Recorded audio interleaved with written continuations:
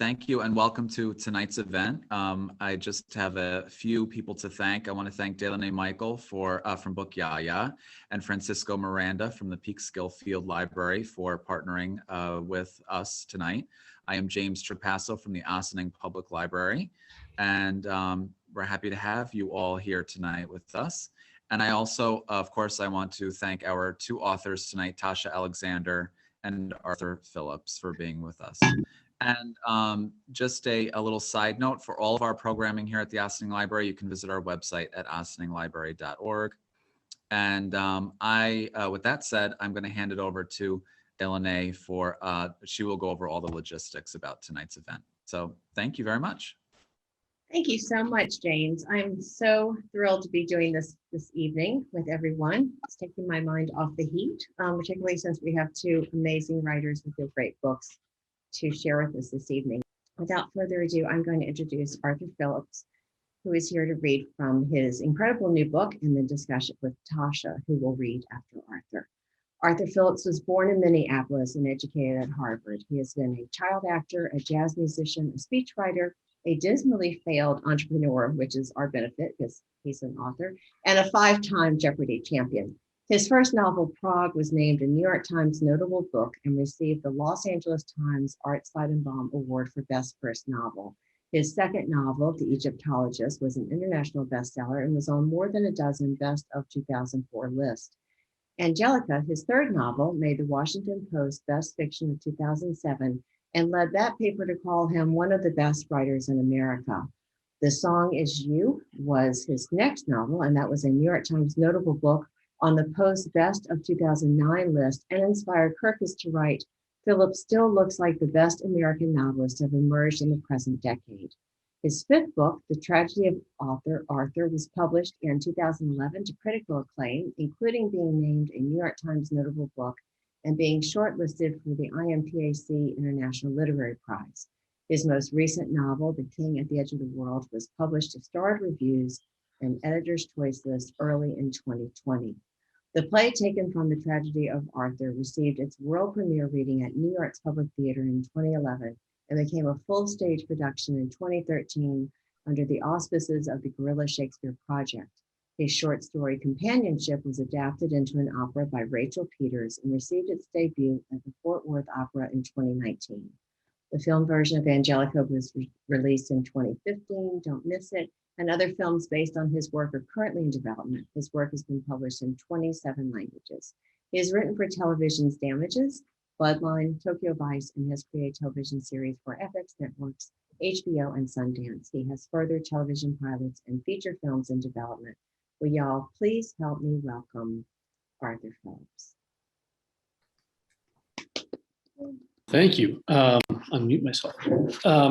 Thank you so much, DeLaune. This is so nice to be welcomed by you. The work you are doing for these events through the pandemic and what I'm sure is going to come after the pandemic has been extraordinary. So thank you to Book Yaya as well. I'm going to read a very, very short passage because I think it's probably a little difficult to have someone on Zoom read to you. I'm going to read a short passage from my latest book, which is backward on my screen. I hope that's not true everywhere. And then Tasha's going to read a little bit from hers, and we're going to talk tonight about the place where she and I intersect right now, which is historical fiction, and a little discussion, I hope, about how we pull off these effects, these magic tricks of making you think we know something about places we've never been and times that we never lived in. So on that note, I will read a quick passage from this. So this story is set in 1591, and this part is set in Elizabethan England. And these are a few characters from an embassy, the Turkish embassy, the Ottoman Empire's embassy, which has been sent to England to negotiate peace and trade deals with Queen Elizabeth I's government. So here we go. All you need to know about this is that Dr. Ezzedina is the doctor for the embassy, and Jafar ben Ibrahim is the number 2 man who seems to have some nefarious purposes in mind. Into the intolerably wet and cold summer of 1591, the ambassador and all of his men were entertained, feted by the queen, although they were often unable to eat much of what they were served. They sat for plays and masks, dancers and musicians, even a Turkish acrobat long in service to Queen Elizabeth. Dr. Ezzeddina asked him how he had come to be in England, but the man was nervous to talk to his former countrymen, and he fled the doctor's gentle approach.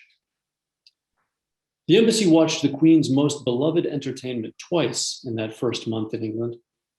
In this entertainment, a cat, dressed as a Catholic pope, was placed on the back of a horse and tethered to the saddle. The horse was draped in English banners and trotted in a ring until a bear, wearing the costume of Mr. Walsingham, the Queen's principal secretary, swept the cat from the horse's back, tearing the animal to pieces. "It's an allegory," a lady of the court explained to Dr. Ezzeddin. The doctor looked away at the moment of the animal's death, both times. The most senior Turks went out riding with the master of the horse, the Queen's favorite, and to the Turkish eyes, quite obviously the English Sultana's sexual consort, the Earl of Essex. The Earl was pleased to hunt with the pair of falcons brought by the ambassador as gifts to the Queen. He deemed the ambassador a good and companionable gentleman and found the ambassador's chief advisor, Shafer bin Ibrahim, to be an uncommon skilled hand at the falcons. It was Shafer bin Ibrahim who taught the Earl of Essex the spoken commands in Arabic that the birds understood best. Bin Ibrahim was then honored to be a guest at Essex's table and to hunt with him alone. He conversed often with this, the chief of the English military, asking naive questions that led the Earl to talk and talk and talk, who took obvious and predictable pleasure in educating the childish foreigner. All the members of the embassy who spoke English or some tongue in common with the Englishmen were encouraged by bin Ibrahim to pass their hours in conversation with the strange inhabitants of this strange island. And then later at the embassy's residence, they would be called in one at a time to make private reports to Ibrahim of all that they had discussed, every English word and intonation. Each then received further instruction as to whom they should speak with the following day and on what topics. Shafer bin Ibrahim condensed all of his reports into an oral summary for the ambassador, delivered in his master's chamber every evening. And he would then return to his table to prepare a written statement for a particular minister back in Constantinople. This report bin Ibrahim would dispatch whenever a vessel departed while the embassy remained in London. Though the minister had told bin Ibrahim that no English person, not a single soul on the entire island, could read Arabic, still he enciphered the reports.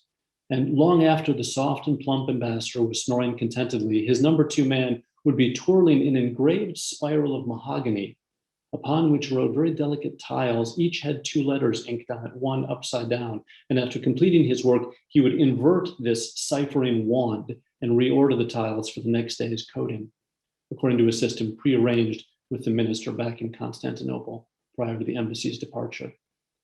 And still, bin Ibrahim woke up at least once a night in fear that he had made some fatal error in code, rendering it illegible. And I'll pass the baton to Tasha. That was fabulous. I will spotlight myself and introduce Tasha, who will now read. TASHA ALEXANDER is the daughter of two philosophy professors and grew up surrounded by books. She was convinced from an early age that she was born in the wrong century and spent much of her childhood under the dining room table pretending it was a covered wagon. Even there, she was never without a book in hand and loved reading and history more than anything. She studied English literature and medieval history at the University of Notre Dame. Her first novel, And Only to Deceive, was published in 2005. She is the author of the long-running Lady Emily series, as well as the novel Elizabeth, the Golden Age. Tasha believes that one of the best parts of being an author is seeing her books translated, and she is currently in love with the Japanese editions of the Emily books. She played nomad for a long time, living in Indiana, Amsterdam, London, Wyoming, Vermont, Connecticut, and Tennessee before settling down. She and her husband, the British novelist Andrew Grant, live in southeastern Wyoming. Will y'all please help me welcome TASHA ALEXANDER. Well, thank you for having me. It's wonderful to be able to do events like this in this weird Zoom world that we're all living in. So Arthur and I had a great chat yesterday about what we were thinking about reading, and I will admit freely that there's nothing that really can cause a writer to go more into a state of existential despair than having to go through your own books and read them and decide what you would want to read to people. So after spending really the better part of the last 2 days trying to decide what to read, and instead of reading from the book that in theory I'm supposed to be promoting right now that just came out, I'm going to go back to my first book, And Only to Deceive, and just read a very, very short passage that that introduces the character, Emily. And I promise it will be short. It's because it's the first book in the series and the very opening of the first book, I don't think it needs much more. I hope it doesn't need much more explanation than that. Few people would look kindly on my reasons for marrying Philip. Neither love nor money nor his title induced me to accept his proposal. Yet, as I look across the spans of Aegean Sea filling the view from my villa's balcony, I cannot doubt that it was a surprisingly good decision. The Viscount Ashton seemed an unlikely candidate to bring anyone much happiness, at least according to my standards. His fortune, moderate good looks, and impeccable manners guaranteed that hapless females would constantly fling themselves at him in the hope of winning his affection.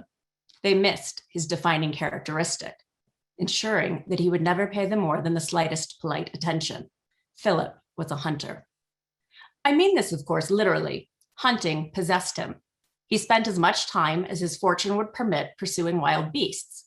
The dignified, although I would not choose to describe it as so, English hunt amused him, but he preferred big game and passed much of his time stalking his quarry on the plains of Africa.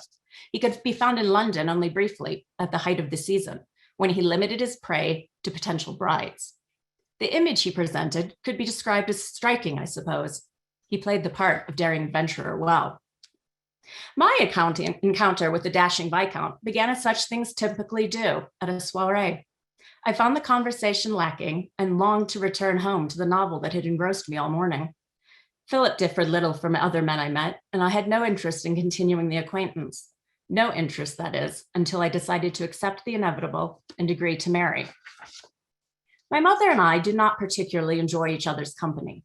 From the day the Queen kissed me during my presentation at court in Buckingham Palace, I heard from Mother constant reminders that my looks would soon fade, and she admonished me to do my best to catch a husband immediately. That I had refused several good offers continued to vex her, and I will not bore the reader with the details of these trivial events. Suffice it to say that I had little interest in marriage. I cannot claim this was due to lofty ideals of love or outrage of submission demanded by many husbands of their wives. Frankly, I considered the proposition of matrimony immensely boring. Married women I knew did scarcely more than bear children and order around their servants. Their time consumed by mundane details, the most excitement for which they could hope was some social event at which they could meet one another and complain about said children and servants. I preferred a life at home. At least as a single woman, I had time to pursue my own interests, read voraciously, and travel when opportunity presented. Did I marry Philip then because of his keen sense of adventure? Did I long to travel to darkest Africa with him? Hardly. I married him because he happened to propose at a moment when accepting him seemed a simple way out of an increasingly unbearable situation. Well, that was absolutely fabulous. Arthur, I'm going to add you and y'all can begin. All right. Okay, so I'm going to put you on the spot for a second here, Tasha. I'm going to read this quote. I won't even make you guess who said it. Oh no! I guess we could leave. Well, I'll leave it open to who said it, and people can chime in if they want on the chat. Here it is. You may multiply the little facts that can be got from pictures and documents, relics and prints as much as you like. The real thing is almost impossible to do, and in its essence, the whole effect is as naught. You have to think with your modern apparatus, a man, a woman, or 50 of them, whose own thinking was intensely otherwise conditioned. You have to simplify back by an amazing tour de force, and even then, all of it, historical fiction, is all humbug. Anybody want to take a crack as to who that was? All right. I think you're going to have to tell us. All right. Come on, people. That was Henry James, who had written a little bit of historical fiction himself, but who then told everybody else you can't do it because it's impossible and it's all humbug. So I found that quote today with some interest, thinking of how you and I are making our livings lately. And I thought I would open this by asking you, how do you do it? How do you present the past plausibly? Not just plausibly, but as if it were actually a record of something alive that people in modern day then can put themselves into. Well, I think what's really fascinating about that question is you have plausibility, right? And then you have the truth. And one of the challenges, I think, with writing historical fiction is that very often history isn't what we want to think it is. And especially the books early in my series are set during the Victorian era. And one thing I have learned is that a very large swathe of the population is confident that they know the Victorians. And when you start delving into research and primary sources and reading what people were writing and thinking in that time, it's often not what we want to believe about the Victorians. So there's a real tension, I think, in writing historical fiction between plausibility and the actual historical truth. I mean, have you encountered that? I find so frequently when I'm doing research, and actually the passage that you read brought to mind, I wrote a book that was set in Constantinople, and I have never been more shocked by the historical record and had my own expectations about what a time period and place were like as I was in 19th century Constantinople, because I had gone into it, that time and place, partly because I wanted to put my character, who's an English Victorian woman who is living in a society that's very repressive. And I thought, great, we'll send her to Constantinople. That will be even more repressive. And what I learned was that, in fact, Ottoman women in the 19th century had way more freedom than their English counterparts. And that really shocked me. And I put it in the book. And then I proceeded to get about 5 million emails from people who explained to me that none of this could be true. It was true, but to the modern reader, it wasn't plausible. And I find that fascinating. So we've both written Elizabethan novels, we've both written Victorian novels, and we've both set things in Constantinople, which is kind of you would think, a small Venn diagram that we sit in the middle of. Yes, what is plot? That's so the trick. I think plausible is everything, right? What you can get people to believe. My rule for myself is I'm not going to write anything that I know to be historically false. If it's historically impossible, then I'm writing historical science fiction or whatever. If I say someone's alive and they're not, and they were dead that year, I can't do that. But aside from that, if I can make you believe it, then I think it's in fair game. And I think you're absolutely right. If you can remind people of the truth in the meantime, that it was easier to be a woman in Constantinople in the 1800s than it was in London, that's a bonus. And when I remember researching for my Victorian novel, I remember reading Peter Gay, who had written this vast history of Victorian people. And I was stunned by how little I really understood and how much cliche was bouncing around in my head. I can remember to this day, and it's been more than a dozen years, one of the letters written in the 1860s from a wife to a husband, from the 1860s, promising that she would, that he'd been away a long time, and the letter to him said that she would empty his luggage for him when he got back to the house, and he would never forget it. And it was like, oh, okay, so I don't know anything about Victorians. I don't know how they actually thought. I don't know how they actually spoke. But of course, it does help to remember they were humans. So I think, Tasha, you seem a little frozen. Is anybody else getting a frozen, Tasha, or is it just me? Oh, no, I think you're right. Tasha, can you hear us? I stunned her with the story.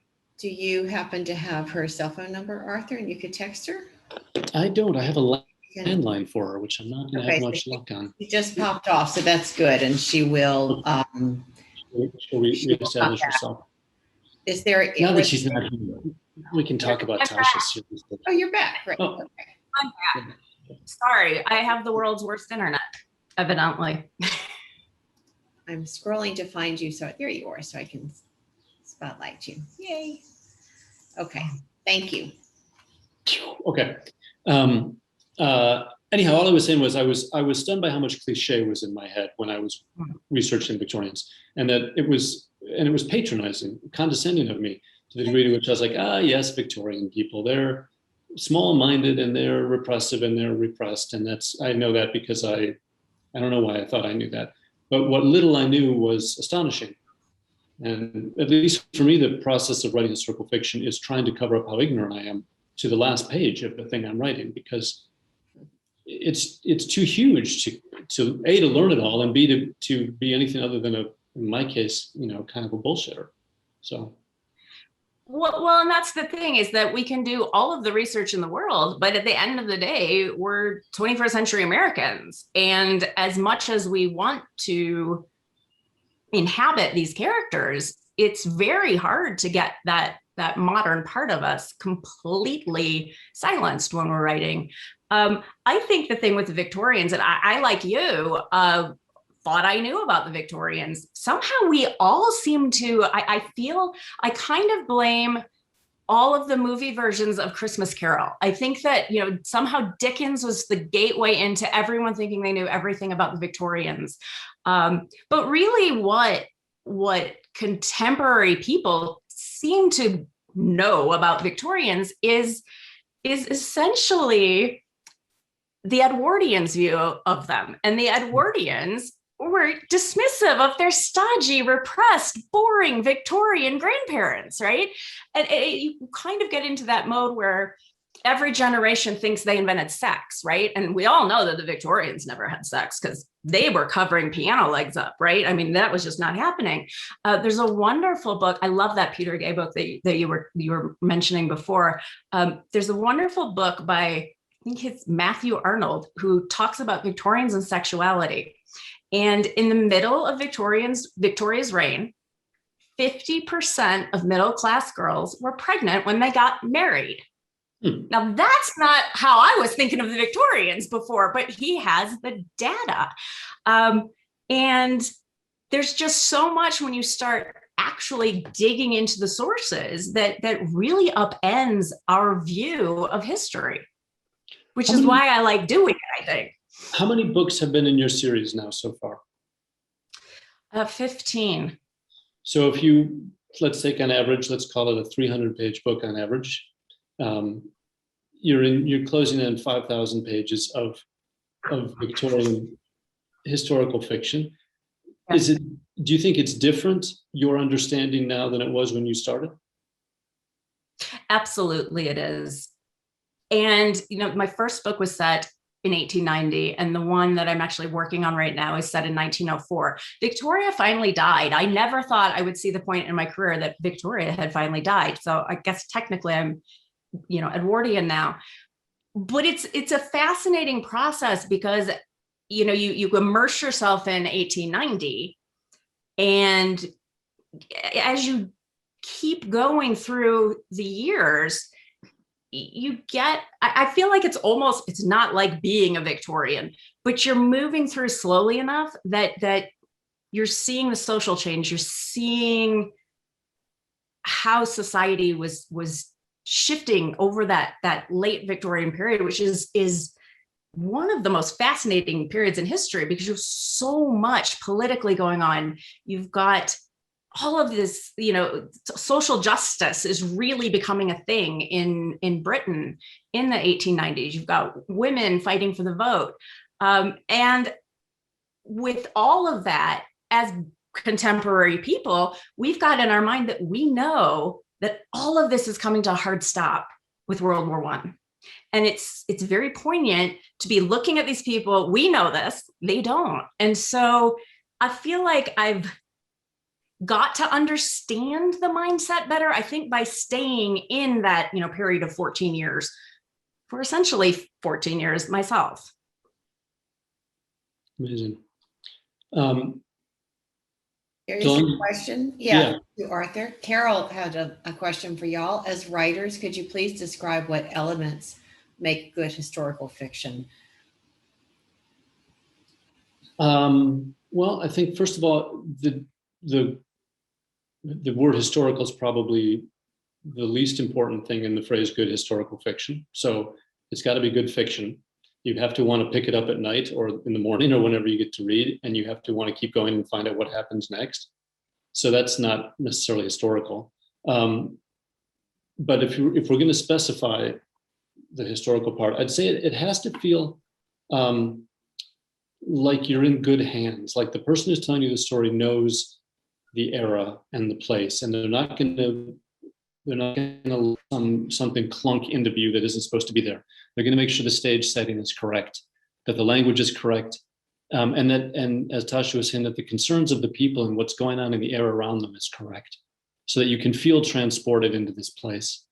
But there's a lot of magic tricks in how that gets done, because Tasha is not a Victorian and I'm not an Elizabethan, so we've lied an enormous amount to you to make you believe for a second that these stories were possible or that they might have looked like this. I don't know if that's a start to the answer. I think that's a really good answer. And I think that is the challenge with historical fiction. You, as the writer, have to make it so that the reader can willingly suspend disbelief and know that they're in good hands, because you don't want, the last thing you want when you're reading historical fiction is to be buying into that historical world and then find out that it was completely wrong, historically speaking. You also mentioned the language and how, Elizabethan dialect is really a challenge. So how did you deal with that? What? Yeah, it's a good question. So let's start with Victorian, because that's a lot easier. It's a lot closer to modern English. I don't really know how anyone spoke in Victorian England, except that I do read a lot of novels. So to take Dickens, before I even sat down to try to write my Victorian novel, I read a lot of Victorian novels, and Dickens especially. And I read Bleak House with extra special attention. And actually, here's a kind of a funny story. So in Bleak House, Dickens refers to the particular, a noun, the particular in London. And I didn't know what that was, and I had to find some reference materials. And it turns out that was the slang term at the time for London fog, or smog, what was probably smog at the time, the particular, meaning that particles were trapped in the air, the particular. So I loved that, and I used it in my book, the particular. And then my book was translated into Italian, and the Italian translator asked me, "What is this? Do you mean particularly?" And I said, I don't mean particularly, I mean the particular. And I explained it to her, and she said, "Oh, that's great." And I said, "I got it from Bleak House, so you might as well just see how they translated Bleak House into Italian." So she went back and found the classic translation of Bleak House in Italian, and they had translated it as particularly. So it's I have a better translator than Dickens does. But the process of absorbing language, to me, the best reliable source material is the fiction of the time. At least in the Victorian case. Like I was listening to you read just now, Tasha, and I would swear you've read a lot of Trollope. Oh yeah, I love Trollope. A good hunch. If I could just channel Glencora, that would be great. So you've taken Trollope and you've turned it into your language, and it's plausible and convincing, and it sounds like the voice of the woman of the time, and yet no one is going to sit there and go, what did she mean? What it's not troubling. It's transportive, and I think stealing some of that from the writers of the time is one very fast way to get into it. Elizabethan, it gets harder because nobody wants to read in modern English, Elizabethan English, as I've learned from some of my previous experiments. So, so then you get to make up a language, bluntly. Yeah, it's almost like you need enough of it enough of period words. I go down a big OED rabbit hole whenever I'm writing. I'm obsessed with the OED and looking up words that were used at specific times. But if you go too far, then it's too hard to read. See, it's almost like you're making this, I would think, especially with Elizabethan, because like you said, Victorian is close enough to how we speak now that it's not hard. But Elizabethan is trickier. So you do an amazing job of getting that balance just right, where it feels Elizabethan, but it's not hard to read. The other fun thing is getting the materials right, the materials that people use. So I'll take mine as an example because it's fresh in my mind right now. So this book I read from is a spy novel. So it's an espionage adventure. There's a question of how you get a certain piece of information and transmit it back to headquarters. So I read a lot of books about Elizabethan espionage, and some of it's super fun because you needed people. You couldn't bug anybody. There weren't any electronics, and you couldn't. And nothing moved any faster than a horse. So the fastest you could get the secret back to headquarters for decoding in time was horseback. And there were lots of ways for it to be intercepted and manipulated.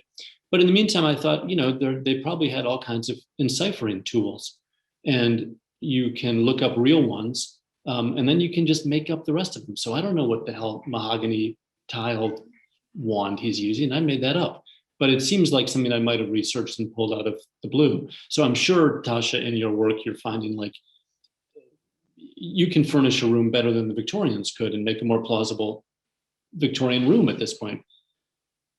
Absolutely. But of course, what we're doing, I mean, it gets weirdly meta so fast, doesn't it? It's that what we do makes a more realistic Victorian or Elizabethan scene than an actual Victorian or Elizabethan would. And that can kind of make your brain go crazy thinking about that.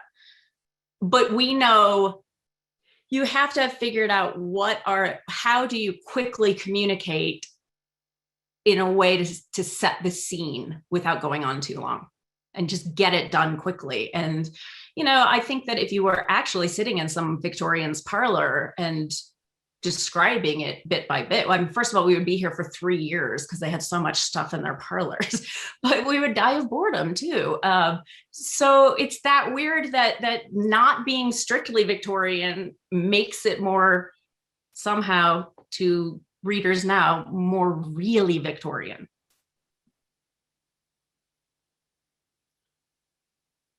I recognize this question here in the text. Oh, that was an interesting one that I was wasn't really sure about. Because what would the translation of calling someone a cad and a bounder be? And I'm not sure if y'all know that in Italian or in Japanese, Tasha. So I was going to pause on that one for a moment, but it's a fascinating question. You mean how do they translate old slang into foreign languages, or what would I call someone now if I wanted to get the point across, cad and bounder? Well, Scott, we're throwing that to you. Will you answer, Arthur? Yes, my question there, Arthur. Good to see you again, old chap. How you doing, Gold Boy? I'm very well. How are you? Oh, not bad at all. Yes. What would be the equivalent of calling someone, if you're a cad and a bounder, what would be the equivalents today in English? A dog and a playa. How about you, Tasha? Yeah, I think that pretty well nails it. Because the behavior hasn't changed.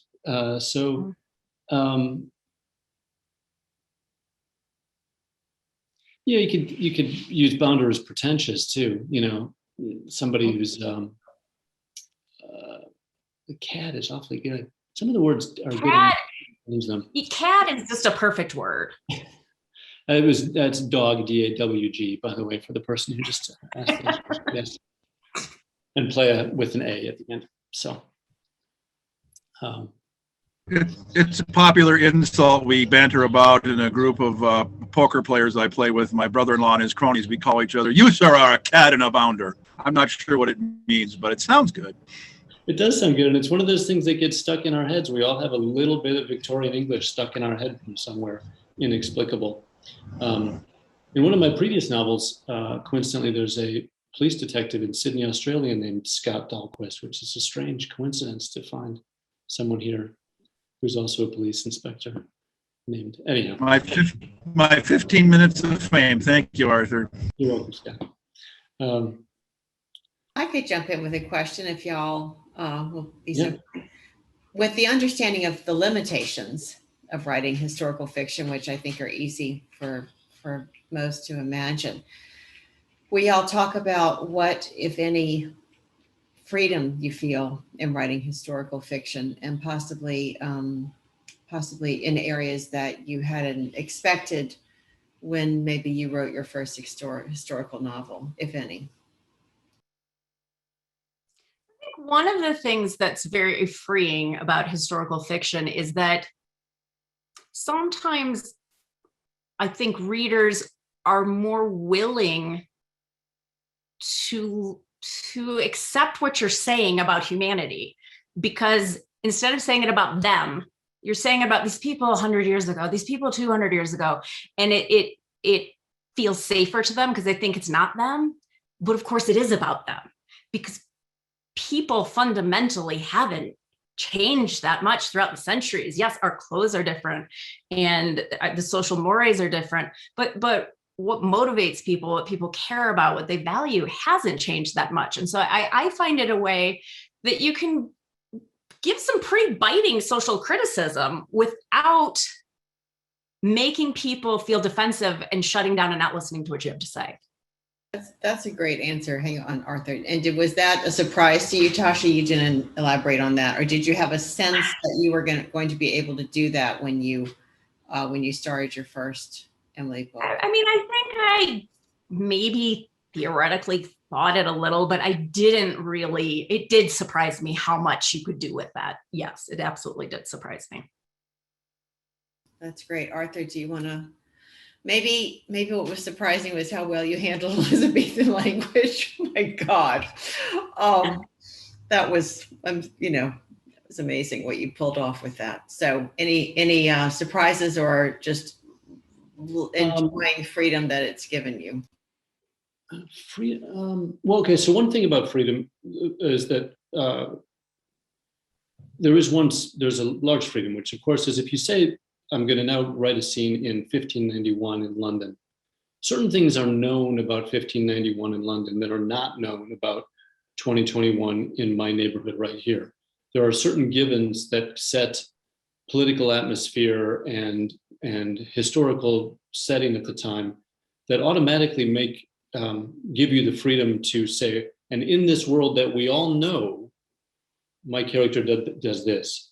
Whereas if I write a contemporary novel, which I've also done, I have to first say, this is this world that exists outside my door right now, or in Paris right now. And in a lot of ways, let me go back.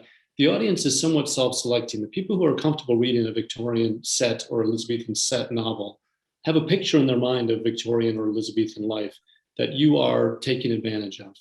And you are saying, look, we have this common world, and I'm going to turn it a little bit to surprise you, because it turns out this is how some of the people behaved, and here's how my characters behaved. But you have common ground with your reader in a way that I think is a lot harder to establish when you write a contemporary novel, because everything about the contemporary novel is somewhat up for question, whereas very little is up for question about your Elizabethan novel. I sort of been figuring that out as I say it, but I'm almost 100% sure it's true.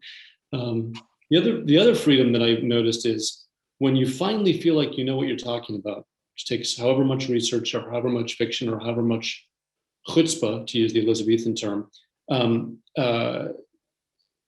you suddenly are launched into a place of confidence that I find a lot harder to achieve in contemporary writing. Hilary Mantel, who may be the all-time goddess of this business, and Wolf Hall, her Wolf Hall series, she says how she doesn't start to write until she knows exactly what the wallpaper looked like.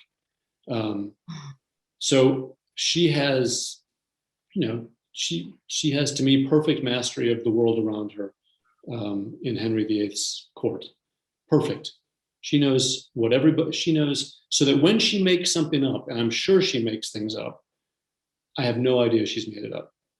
So she has a certain freedom when she achieves a certain level of mastery that I think is probably very comforting to a writer. That I can throw one past you and you're going to say, oh yeah, I'm sure that's true. I just didn't know it.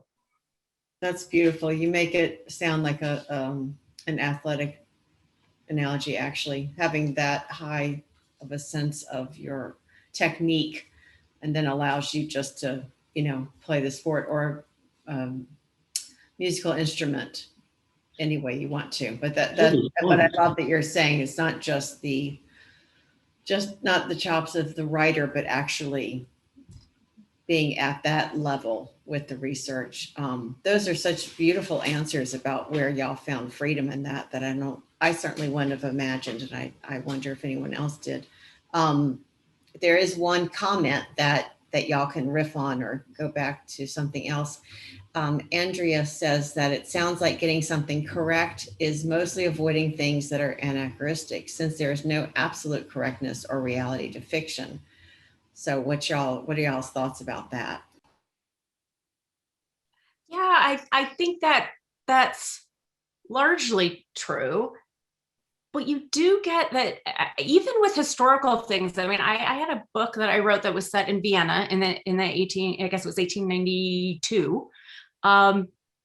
And I have two friends who are Viennese. They live in Vienna.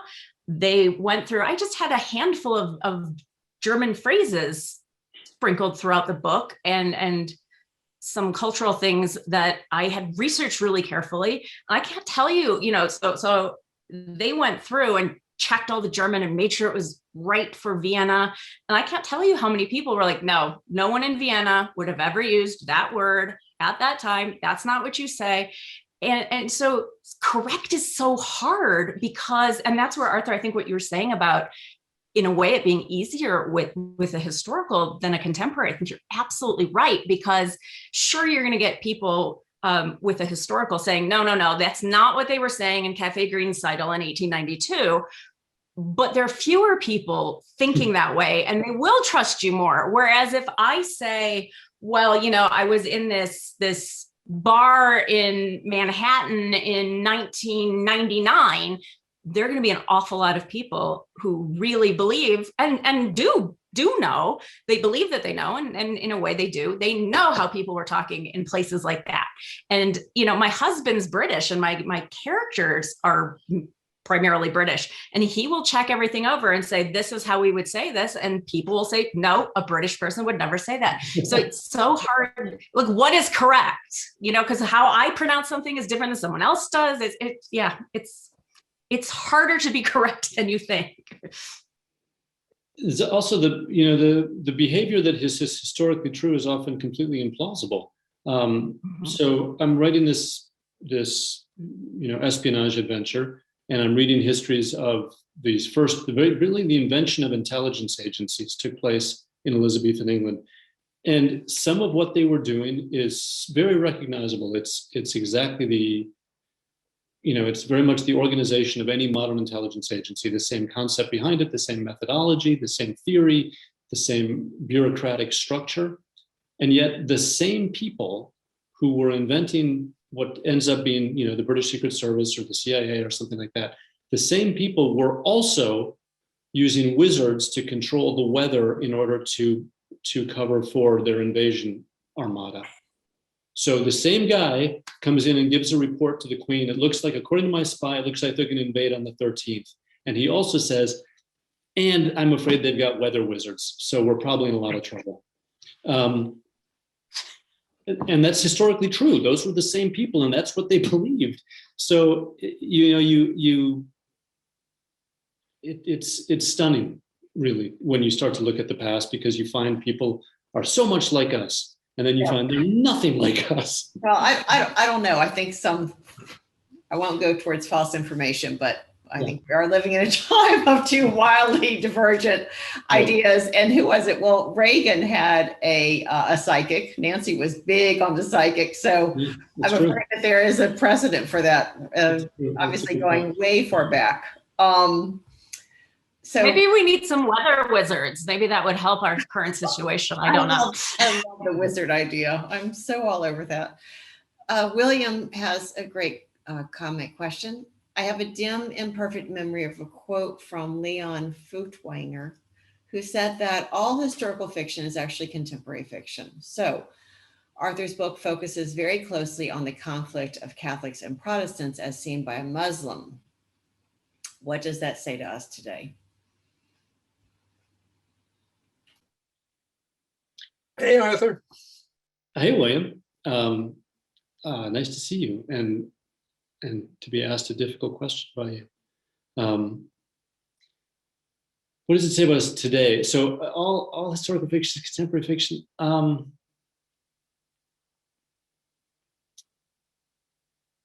mean, I don't even know how to answer that one. If it depends on the pleasures and things that you seek from your fiction, I guess. So if you are seeking a book that tells you something about the way you live now and the way your life is now, and if you are able to perceive that from the human behavior of historical fiction, then I guess, yes, historical fiction is all contemporary fiction.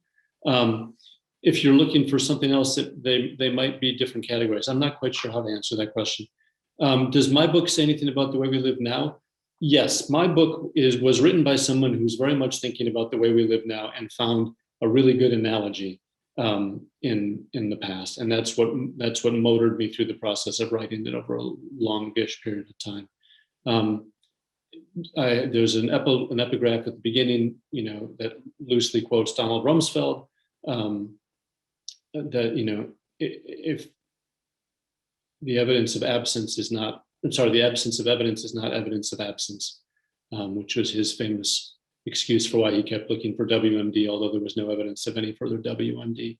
So that's illuminated backwards and forwards by this sort of kind of preposterous intelligence operation that goes on in my book. And it is very much about a war on terror, because there was a war on terror in the 1590s.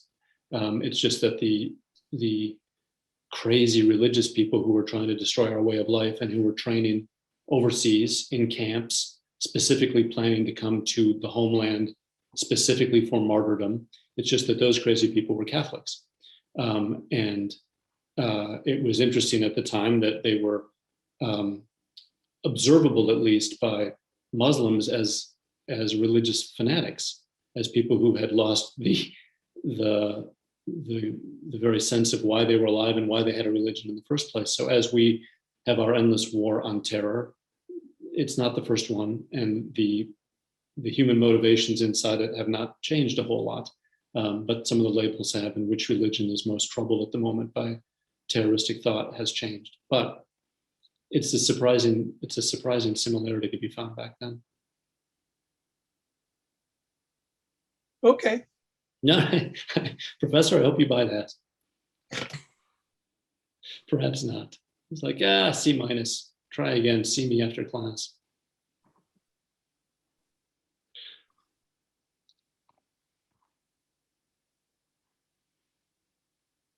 There's something with history that, I mean, you have every cliche about history repeating itself, but it's that you do.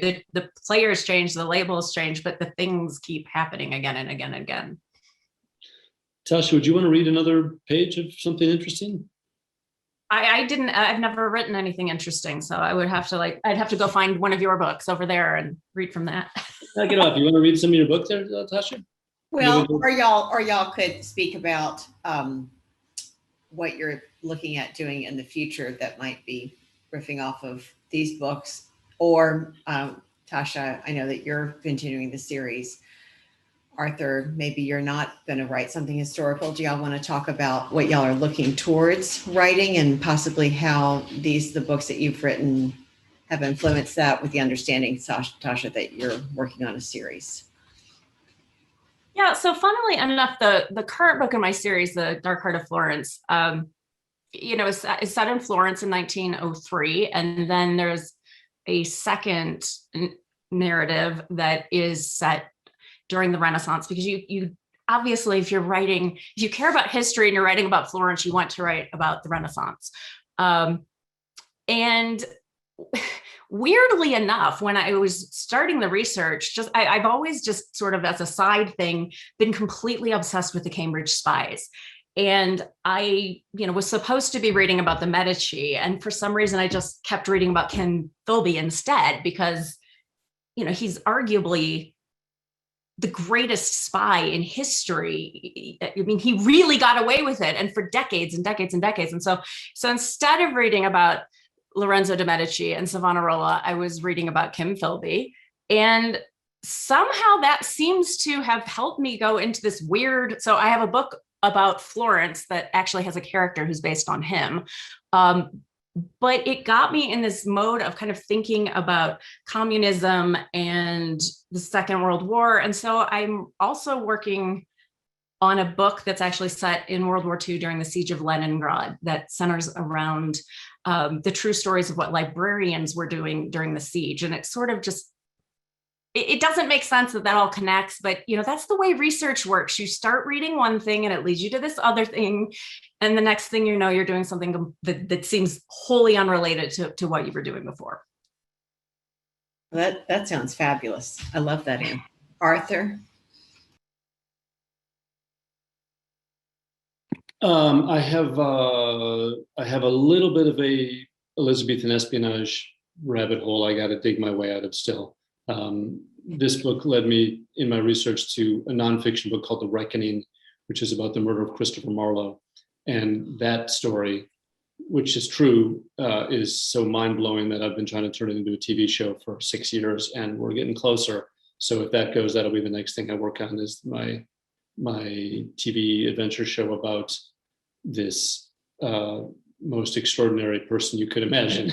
A guy who was the biggest box office superstar of the day, who Shakespeare looked up to and imitated, who was this pansexual maniac and undercover spy from the time he was an undergrad at Cambridge, 400 years before Kim Philby was an undergrad spy at Cambridge, and his murder at the hands of the new British Secret Service, and his life at this moment when they were simultaneously inventing the entertainment industry and intelligence agencies. So I have a little bit of a rabbit hole to dig out of on that one before I can veer off into something maybe more contemporary this time. That's fabulous.